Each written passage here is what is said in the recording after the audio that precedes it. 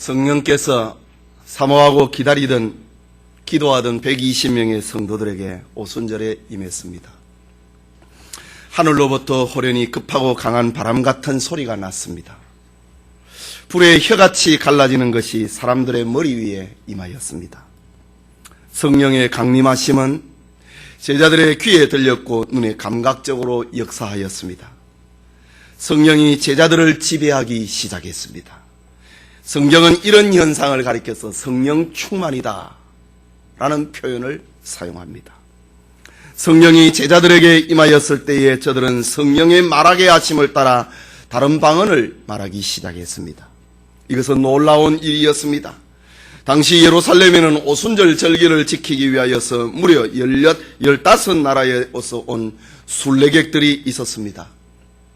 그런데 놀라운 사건은 제자들의 방언이 모두가 다 저들 자기 나라 말로 들린 것입니다. 방언의 내용은 예수님의 죽으심과 부활이라고 하는 하나님의 큰 일이었습니다. 제자들의 방언을 듣게 된 사람들은 혼란에 빠졌습니다. 다 놀라고 소동했습니다. 그것은 기대 이상이었고 상상 이상이었고 생각을 초월을 하는, 상식을 초월을 하는 사건이었기 때문입니다.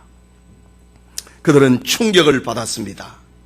그러나 언제나 비판적이었던 사람들은 이것을 가리켜서 무식한 예수님의 제자들이 새술에 취했다, 익지 않은 술, 사골의 술에 취했다라고 조롱하기 시작했습니다. 이때 사도들 가운데 베드로가 서서 소리 높여 말했습니다. 유대인과 예루살렘에 사는 모든 사람들아, 이 일을 너희로 알게 할 것이니 내 말에 귀를 기울이라. 오늘 우리에게 나타난 이 일이 왜 이런지에 대해서 내가 말하겠다. 귀를 기울이라 라고 했습니다.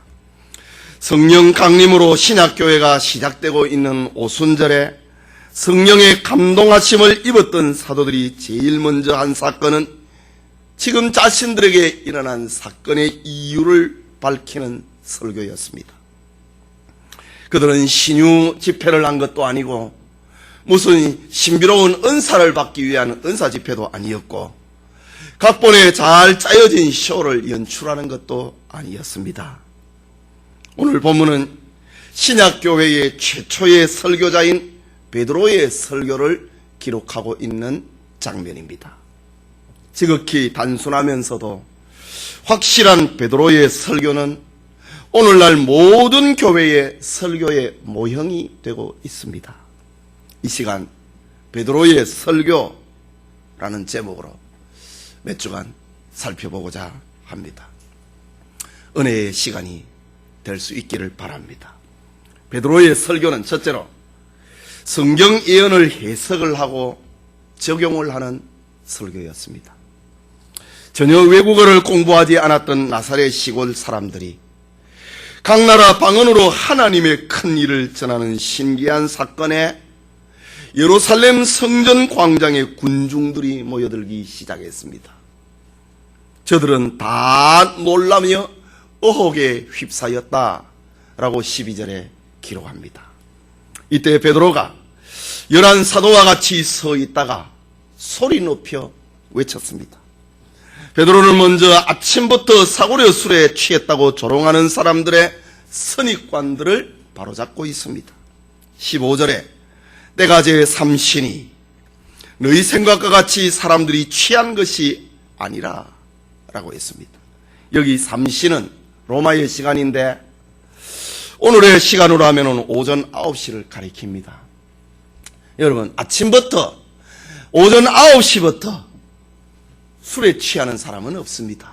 9시는 하루의 일과가 시작이 되는 시간입니다. 술이라고 하는 것은 하루의 힘든 일과를 마치고 퇴근을 할 때나 기운이 빠질 때나 술을 한잔 합니다. 동양이나 서양이나 술을 마시고 술에 취하는 것은 저녁에 밤에 술을 마시고 취합니다. 아침 9시부터 술 취하는 사람들이 없듯이 베드로는 자신들이 아침부터 싸구려 술을 마시고 인사불성이 되어서 주정을 부리고 있는 것이 아니라고 외쳤습니다. 자신들에게 임한 사건은 성령의 충만이라고 하는 사건인데, 이전에 경험하지 못한 성령 충만이라고 하는 사건인데, 이것은 지난날 선지자 요엘이 말씀하셨던 예언의 성취다 라고 합니다. 성령의 충만은 베드로로 하여금 성경을 바로 이해하고 성경을 바로 깨닫는 눈을 열어준 것입니다. 여러분, 이것이 성령 충만이고 신약교회 처음 설교입니다. 성령 충만이 무엇인가? 하나님의 말씀을 바로 이해하고 깨닫는 것입니다. 베드로는 구약의 요엘서의 말씀, 오늘 우리에게 일어난 사건은 요엘 선지자가 예언을 하였던 성령 충만의 사건이다. 그 성경이 정확하게 해석이 되고 적용이 되는 것입니다.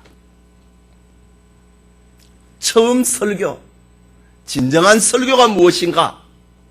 그것은 성경을 바로 깨닫고 성경을 바로 해석을 하고 성경을 바로 삶에 적용을 시키는 것이 참된 설교입니다. 여러분, 설교는 사람의 생각을 말하는 것이 아닙니다. 설교는 강연이 아닙니다. 설교는 세미나가 아닙니다. 설교는 모아놓은 자기 지식을 전달하는 것이 아닙니다. 설교는 논문을 발표하는 것도 아닙니다. 설교는 자기가 깨달은 하나님의 말씀을 선포하는 것입니다. 성령의 은혜를 받아서 성경을 깨달아서 그것을 해석을 하고 적용을 하고 선포하는 것이 설교입니다. 그렇다면 설교는 당신들이 이렇게 살았으면 좋겠다 라는 말이 아니라 이렇게 살아라 선포입니다. 강의는 이러면 좋겠다, 이러면 좀 더 좋겠다, 이 강의입니다. 세미나입니다. 그러나 설교는 이러면 좋겠다, 이러면 좀 더 유익이 있을 것이다, 이게 아닙니다. 이렇게 살아라 선포가 설교입니다. 설교는 회개하면 좋겠다 이 말이 아니라 회개하라, 이게 설교입니다. 설교는 선포입니다. 설교는 예수 믿으면 참 좋겠습니다 이 말이 아니라 주 예수를 믿으라, 그리하면 너와 네 집이 구원을 얻으리라 선포하는 것입니다. 이게 강연이나 교양 강좌나 세미나, 논문 발표하고 다른 것입니다.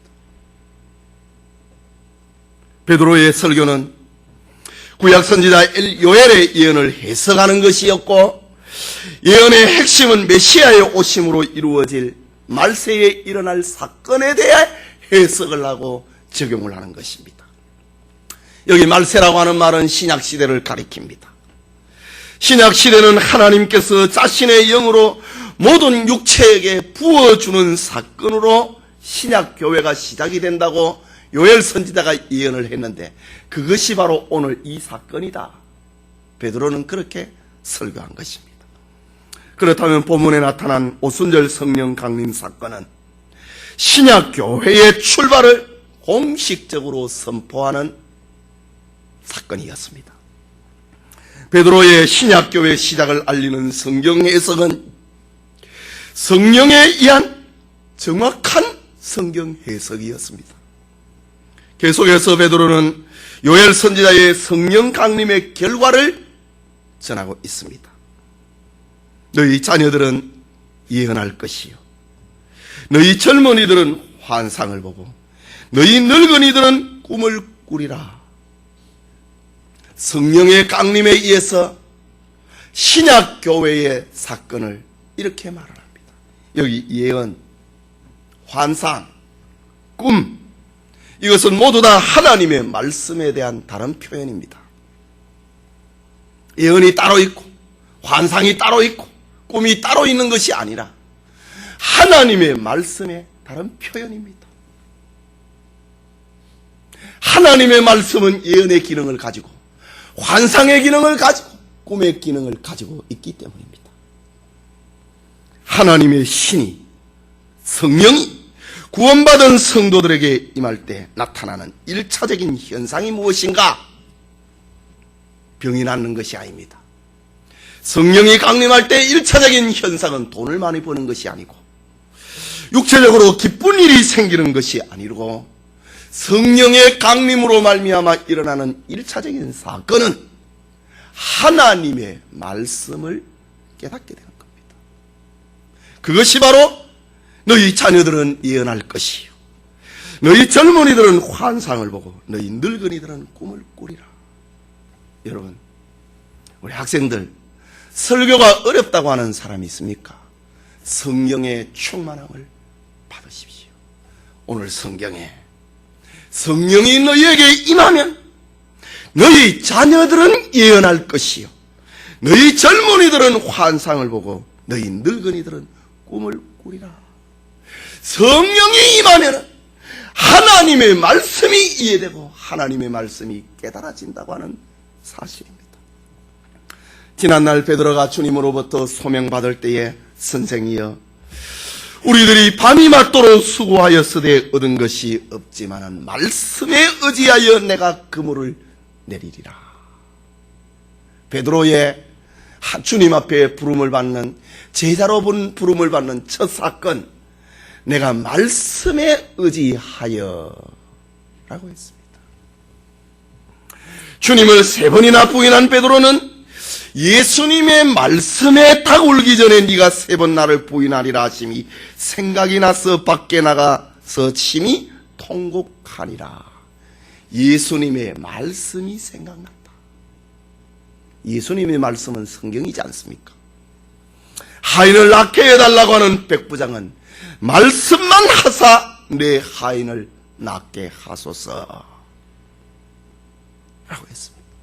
예수님께서 죽은 나사로를 살릴 때에 내 말을 네가 믿으면 하나님의 영광을 보리라 라고 했습니다. 이 아침에 예배드리는 성도님, 그리고 우리 학생 친구 여러분, 베드로의 설교에서 교훈하듯이 성령의 임재는 먼저 우리에게 하나님의 말씀을 깨달을 수 있는 눈을 열어줍니다. 내가 성경을 읽었는데 이해가 안 된다. 성령이 임하면 어린 아이라도 하나님의 말씀, 어린 아이, 너희 자녀들이 예언할 것이라고 했습니다. 어린 아이들도 성경을 깨닫게 된다는 말입니다. 성경을 읽어도 이해가 안 된다. 자꾸 졸린다. 주님 앞에 성령의 도우심을 구하는 기도를 하십시오.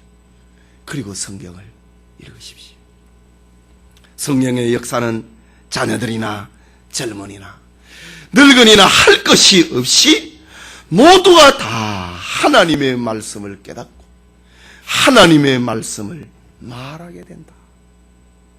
요엘 선지자가 말로 했는데 지금 베드로를 비롯한 120명의 제자들이 구약 성경을 지금 다 이해를 하고 있다 이거지.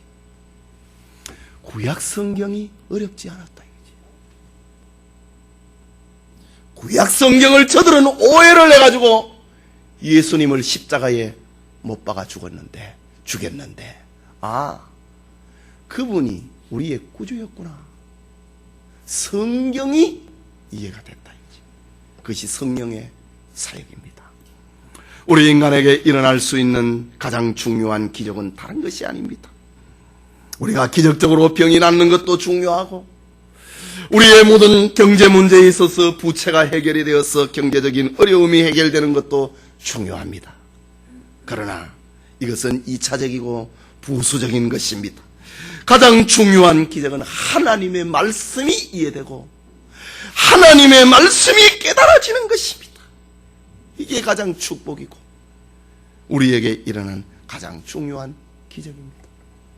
지난 주일날 저녁에 요한계시록 강해를 하면서 우리 성도들에게 일어난 마지막 날에 일어날 기적은 회개라고 했습니다. 짐승의 표를 받은 사람은 혀를 깨물었으면 깨물었지 회개가 안 된다고 했습니다.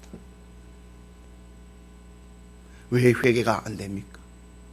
하나님의 말씀이 이해 안 되니까.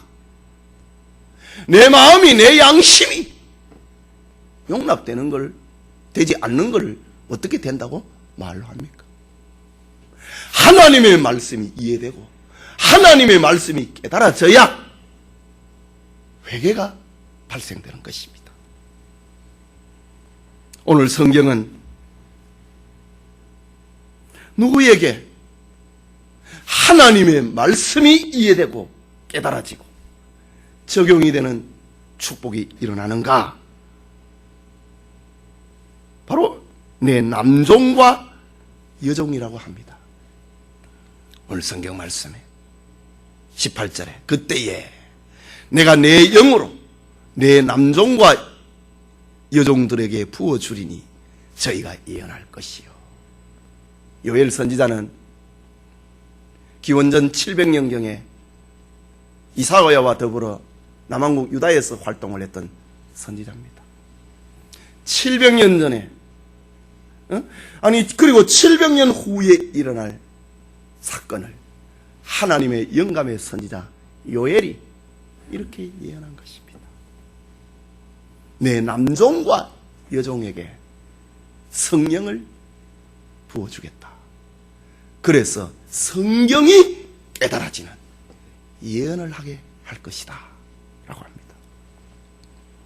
여기 종이라고 하는 말은 사환이나 심부름을 하는 사환이나 종업원 정도가 아닙니다. 전쟁 포로나 반란자나 구약시대에 빚을 갚지 못해서 비참하게 노예 생활을 하는 종들을 가리키는 말입니다. 이것은 사탄의 종이 되어서 살아가고 있는 모든 인류를 가리키는 말이 내 남종과 내 여종이라고 합니다. 이들에게 하나님의 말씀을 깨닫는 성령의 역사가 나타나게 될 것이라고 요엘 선지자는 예언한 것입니다. 그런데 이런 성령의 임재 방법이 어떻게 나타나는가?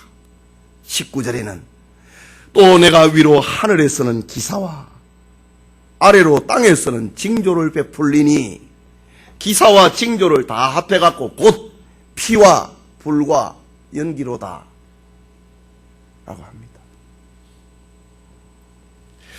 여기 중요한 대목, 피와 불과 연기다.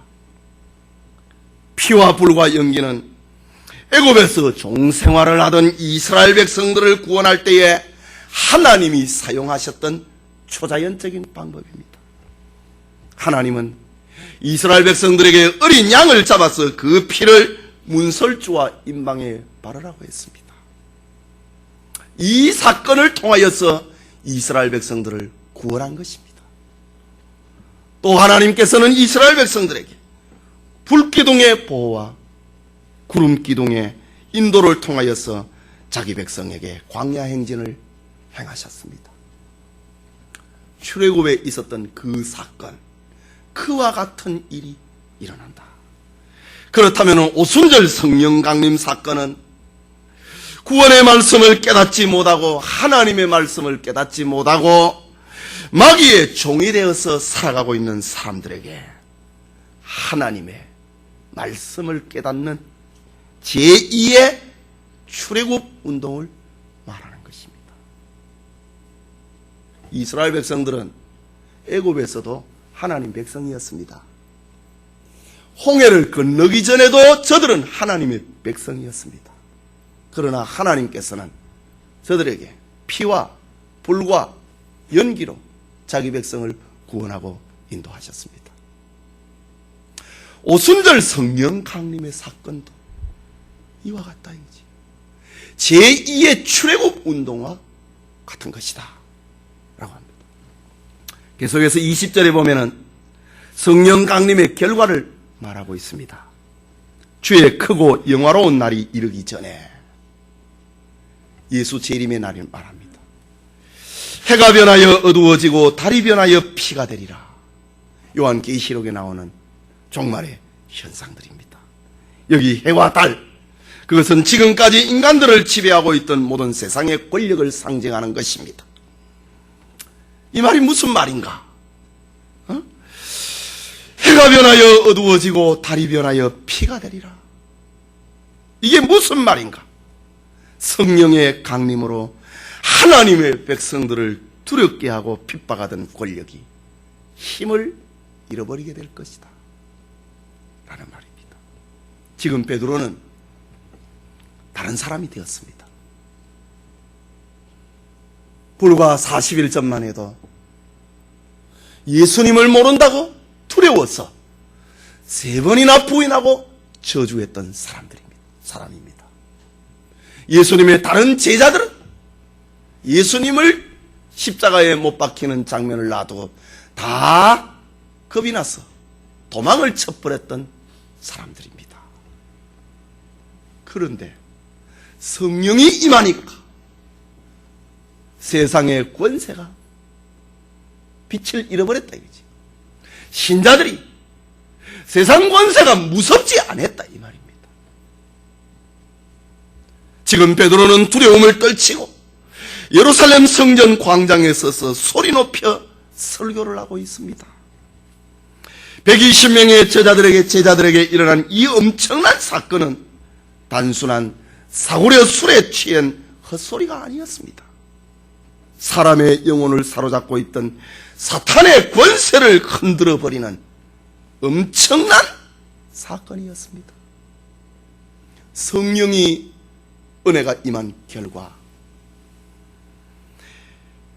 해가 변하여 어두워지고 달이 변하여 피가 되리라. 세상 권세가 무섭지 않다. 여러분, 예수 믿는 것에 대해서 핍박이 두렵걸라. 내 믿음 지키는 것이 회사에 손해가 될까? 내 직장에 손해가 될까? 두렵걸라. 성령의 충만을 위해서 기도하십시오. 성령의 충만은 해가 변하여 어두워지고 달이 변하여 피가 되는 세상 권세가 두렵지 않게 된다 라고 합니다. 지금 그 증인들이 베드로를 비롯한 120명의 성도들이 이제 전에는 예루살렘 광장에 겁이 나서 도망을 치다시피 얼굴을 가리고 다녔다면 이제는 대낮에 활보를 합니다. 지금 아침 9시입니다. 아침 9시에 성전에 들어갔다 이거지. 9시는 유대인들의 성전에서의 기도 시간입니다. 수많은 사람들이 있는 그곳에 당당하게 베드로를 비롯한 다른 제자들 120명의 성도들이 들어갔다 이거지. 이것은 예루살렘 광장의 청중들만이 아니라 영혼을 사로잡고 있는 모든 사탄의 권세를 흔들어버리는 사건이었습니다. 그 내용이 무엇인가? 21절에는 누구든지 예수의 이름을 부르는 자는 구원을 얻으리라. 베드로의 설교입니다. 누구든지 구원 얻는다. 예루살렘 광장에 있는 사람들뿐만이 아니라 신약교회의 모든 성도를 향한 구원의 메시지입니다. 이처럼 성령의 역사로 하나님의 말씀이 이해되고 깨달아지는 거기에는 해가 변하고 달이 어두워지는 역사가 일어납니다. 사단의 세력이 더 이상 힘을 발휘하지 못합니다. 하나님의 백성들에게는 구원과 해방과 자유의 역사가 일어납니다. 이 얼마나 멋진 베드로의 성경 해석입니까? 얼마나 정확하게 성경을 삶에 적용을 시키고 있는 베드로의 설교입니까? 성령이 충만한 베드로는 정확하게 성경을 해석을 하고 그 성경을 성도들의 삶에 적용을 하는 설교를 하고 있는 것입니다. 이것이 신약교회 처음 설교 베드로 설교의 첫 번째 요지입니다. 오늘날 성도들은 교회에서 세상의 어떤 교양광자에 즐겨서는 안 됩니다. 교회에서 어떤 윤리적인 감동운동을 하는 것에 빠져서는 안 됩니다. 인본주의 교훈이 설교가 아님을 알아야 됩니다. 참된 설교는 성경을 바로 이해를 하고 성경을 깨닫고 성경을 생활 속에 적용을 시키는 것입니다. 이것이 참된 설교다. 우리 성도들에게, 우리 학생들에게 깨닫는 은혜가 있기를 바랍니다. 여러분의 감정을 건드려주면은 은혜 받았다. 그 설교 아닙니다.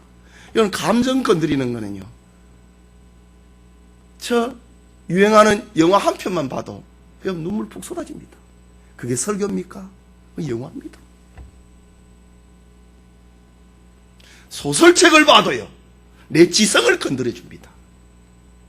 신문을 보아도 누가 사람들을 도왔다 그러더라. 그 신문을 봐도 내 의지력을 건드려줍니다. 그건 설교 아닙니다. 설교는 우리의 구원과 관계되는 것. 주 예수를 믿어라. 그리하면 너와 네 가정이 구원을 받는다. 이게 무슨 교양광자입니까? 이게 윤리입니까? 이게 세미나입니까? 그것은 하나님의 말씀입니다. 그래서 칼빈은 교육은, 세미나는 하나님의 말씀이 아니어도 설교는 하나님의 말씀이다 라고 했습니다. 선포니까 말입니다. 그게 둘째로 베드로의 설교는 메시아 예수 그리스도를 증거하는 설교입니다. 오늘날 설교에 예수님이 우리의 구주다, 그것이 나타나고 있는가? 베드로의 설교는 이제 본론이 시작이 됩니다. 방언의 내용이 하나님의 큰 일이라고 2장 11절에 말했습니다. 120명의 성령에 충만한 성도들이 방언을 했는데 그 방언의 내용을 11절에서는 하나님의 큰 일이라고 했습니다. 그러면 하나님의 큰 일이 무엇입니까? 당시에 일어났던 하나님의 큰 일은 예수 그리스도에 대한 이야기입니다. 예수님이 우리의 메시아라고 하는 겁니다. 120명의 성도들의 방언이 설교였습니다. 성경 해석이었다는 말입니다. 그렇다면 베드로의 설교에 나타난 예수님은 어떤 분인가? 22절에서 24절까지 예수님을 세 가지로 소개를 합니다. 첫째는 그리스도의 삶입니다. 22절을 봅니다. 이스라엘 사람들아, 이 말을 들으라. 너희도 아는 바에 하나님께서 나사렛 예수로 큰 권능과 기사와 표적을 너희 가운데서 베푸사 너희 앞에 그를 증거하셨느니라 라고 합니다. 예수 그리스도의 생애는 큰 권능과 기사와 표적 그 자체였습니다. 예수님은 성령으로 마리아의 몸에서 탄생하셨습니다. 이것이 큰 권능입니다.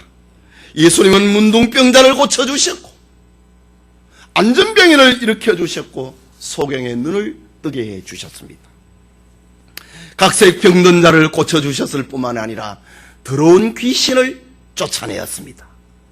예수님은 죽은 나사로와 죽은 과부의 아들을 살려주셨습니다. 예수님은 성난 파도를 꾸짖었습니다. 오병이어를 가지고 5,000명을 먹이는 초자연적인 기적을 행사하셨습니다. 예수님은 죄인의 친구가 되어주셨고 죽어가는 많은 영혼을 구원하셨고 하늘나라의 복음을 선포하셨습니다. 예수님의 모든 생애의 내용은 바로 기적이었고 표적이었고 그런 생애였습니다. 이것은 아무도 부인할 수 없는 예수님의 메시아적 생애였습니다. 그래서 베드로는 이스라엘 사람들아, 이 말을 들으라. 너희도 아는 바에. 나와 너희들이 다 40일 전에 경험하지 않았느냐? 50일 전이지. 50일 전에 경험하지 않았느냐? 너희도 다 알고 있지 않느냐? 예수님의 생애 그 어디에 기적과 표적과 기사가 아닌 적이 있었느냐? 다 알고 있지 않느냐? 이 말입니다. 둘째는 예수 그리스도의 십자가 죽음입니다. 23절에 그가 하나님의 정하신 뜻과 미리 아신 대로 내어준 바 되었거늘 너희가 법 없는 자들의 손을 빌어 못 박아 죽였느니라 라고 합니다. 이것은 예수님의 십자가 사건을 말하는 겁니다. 예수님의 십자가는 하나님이 세상에 죄인을 구원하기 위한 하나님의 정해놓으신 뜻이었습니다. 그런데 우리는 성경에서 낯선 표현을 만납니다. 그것은 너희가 법 없는 자들의 손을 빌어 예수를 죽였다. 하나님의 뜻인데 너희가 죽였다고 합니다. 십자가 사건이 하나님이 정하신 뜻이지만은 너희 죄가 예수님을 십자가에 못 박아 죽였느니라 라고 합니다. 다시 말하자면은 십자가에 예수님께서 못 박힌 사건은 하나님의 정한 뜻이지만 너희들이 예수를 죽였다고 합니다. 그것도 하나님의 법을 모르는 이방인, 하나님의 계획을 모르는 로마 총독, 그리고 그 하수인들의 손을 빌려서 예수님을 십자가에 못 박아 죽였다라고 합니다. 지금 그 현장에는 예수님을 직접 못 박아 죽인 사람들이 아닙니다. 그런데 베드로의 설교 보십시오. 너희들이 죽였다고 합니다. 이 얼마나 무서운 말입니까? 예수님을 다른 사람이 죽였다고 할 때는 별 두려움이 없습니다. 그러나 너희가 죽였다 할 때는 보통 일이 아닙니다. 다른 사람의 일일 때는 죄책감이 없습니다. 그러나 너희가 그 장본이라고 할 때는 잠을 못 자는 겁니다. 네가 죽였다.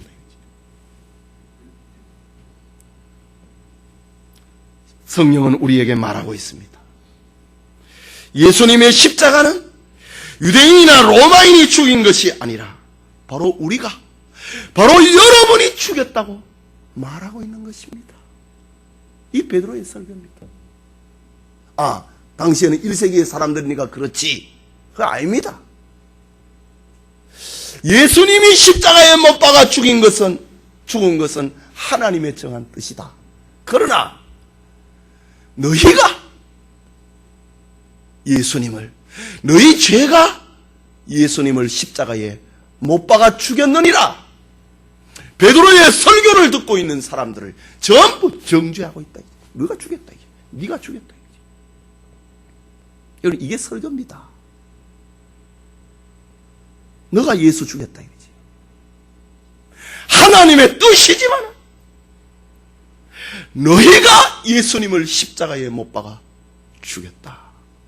베드로의 설교를 듣는 모든 사람으로 하여금 죄인으로 만들어버렸습니다. 그래서 우리 다음 주에 생각이 나겠지만 은혜를 받으니까 그러면 우리가 어떡하면 좋겠는가 통곡을 하는 일이 37절 이후에 나타납니다. 베드로의 설교는 청중들을 살인자로 만들어버렸습니다. 이것이 설교다 이거지. 예수님이 내가 죽이지 않았다. 이렇게 될 때 죄의 회개가 없는 겁니다. 단순한 어떤 교양적인 윤리적인 뉘우침밖에 없는 겁니다.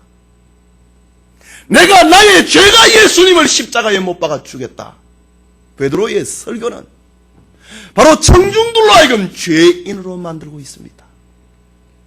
여러분 지금 예수님의 십자가 사건 앞에 죄의식을 가지고 있는가? 여러분이 죽였는가? 나는 안 죽였는데요. 그러면 감동도 없고 은혜도 없습니다. 그러나 베드로의 설교는 그것으로 끝내지 않습니다. 예수 그리스도의 부활을 전하고 있습니다. 그가 죽였지만 부활했다. 24절에 하나님께서 사망의 고통을 풀어 살리셨으니 이는 그가 사망에게 매여 있을 수 없었음이니라. 우리의 죄는 예수님을 십자가에 못 박고 사망의 고통의 빗장을 걸어버렸습니다. 로마 빌라도 총독의 도장을 이용을 해서 누구도 접근하지 못하도록, 건드리지 못하도록, 움직이지 못하도록 도장을 찍어버렸습니다. 그러나 하나님께서는 3일 후에 사망의 빗장을 풀어버렸다. 하나님이 사망의 고통과 무덤의 빗장을 풀어버렸습니다. 그 다음 성경 구절에 이런 말이 나옵니다. 이는 그가 사망에게 매여 있을 수 없었음이라. 여러분이 누구를 죽였다고 생각을 해보십시오.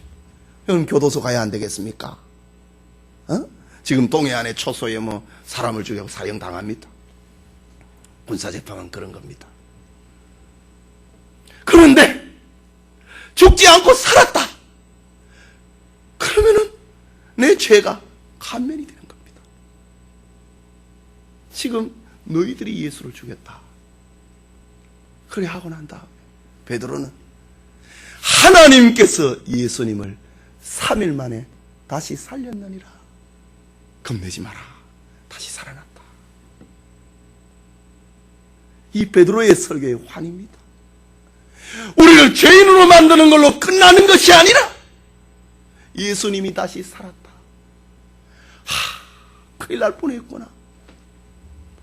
예수님이 다시 살지 아니했으면 나는 영원히 죄인일 수밖에 없는데 예수님이 다시 살았구나. 환입니다. 여러분, 예수님은 죽음에 매여 있을 수 없는 분입니다. 예수님은 길이요 진리요 생명이십니다. 그는 부활입니다. 어떤 죽음도 어떤 사망의 고통도 예수님을 묶어놓을 수가 없습니다. 그분이 부활하셨습니다. 죽음을 이겼습니다. 사망과 모든 악의 세력을 짓밟아버렸습니다. 예수님이 사망에 매일 수 없다고 하는 이 말은 무슨 말인가? 우리도, 그에게 소속이 되어 있는 우리도 사망에 얽매이지 않는다는 말입니다. 우리도 죄의 결과에 얽매일 수 없다는 말입니다. 우리도 마귀에게 얽매일 수 없다는 말입니다. 우리도 질병에, 우리도 세상의 어떤 것에 얽매일 수 없다고 하는 말입니다. 베드로는 지금 성령의 감동을 받았어. 이 엄청난 설교를 하고 있는 것입니다. 예수님의 부활로 말미암아 우리도 소망을 얻었다. 죄인으로 끝나는 것이 아니라 소망을 얻었다. 예수님처럼 우리도 어떤 죄가, 세상에 어떤 것이 우리를 얽어맬 수 없게 되었느니라. 부활의 능력이 예수님에게만 나타난 것이 아니라 오늘 우리에게도 나타나는, 그 능력이 우리에게도 나타나는 사건이다. 예수님의 부활이 나의 부활이 되는 것이 오순절 성령 강림의 사건입니다. 이것이 성령 강림의 목적이고 베드로 설교의 주제였습니다.